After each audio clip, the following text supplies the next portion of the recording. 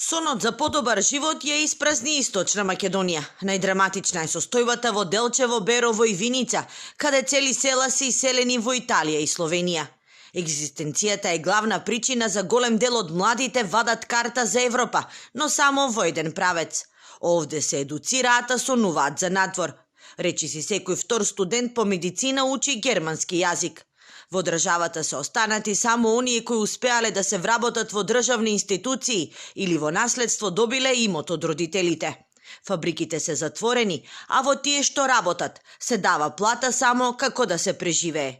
Во секој семејство има и по еден гастрабајтер, велат жители на Делчево, град кој високо котира на скалата по иселување на младите, кои својата иднина ја обезбедуваат вадејќи бугарски пасош. Млади слабо. Те ќе гледат само по пазарот колку има млади. Се се таквија стари, се таквија. И зашто бегаат млади? Па оти нема што да работат, што ќе работат? Фабриките затворија. И што ќе работат? Не им се чува крави, не им се чува земјоделие, им се работи. Па сигурно тоа е екзистенцијата, како и да е. Знаат дека негде им и подобро. И си го барат тоа добро. Тешок животот. Детето извадијат од работа, не ни женен, ништо не. Ошто и да се жени, ошто ќе рани таа жена. Таа жена се тражи се. Одек. Ниту корона пандемијата не успеа младите да ги врати во родната грудка.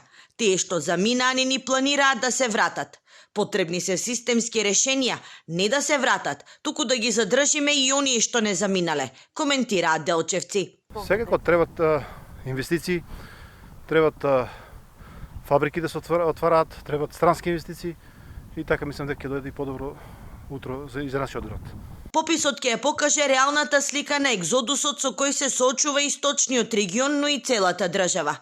Според податоци на Светска банка, од земјава се иселени дури половина милион граѓани или 1/4 од населението.